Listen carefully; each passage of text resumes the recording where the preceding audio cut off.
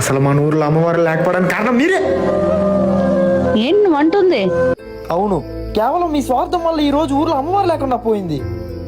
మీకు మంచి జరిగితే దేవుడు ఉన్నారు అంటారు, అదే చెడు జరిగితే అదే దేవుడిని నిందిస్తారు. ఇది స్వార్థం కాకపోతే ఇంకేంటి?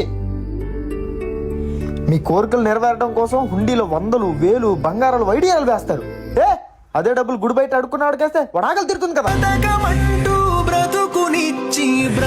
దుర్గమ్మ అయినా ఏసై అయినా అల్లా అయినా కోరుకునేది ఒకటే, అందరం బాగుండాలని. కానీ మనం మా మతం గొప్ప, మా మతం గొప్ప అని కుట్టుకు వస్తున్నాం.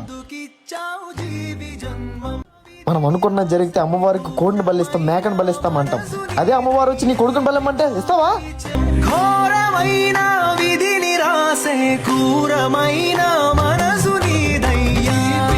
రేపే మంగళవారం, అందరం మనస్ఫూర్తిగా తల్లిని దర్శించుకుందాం.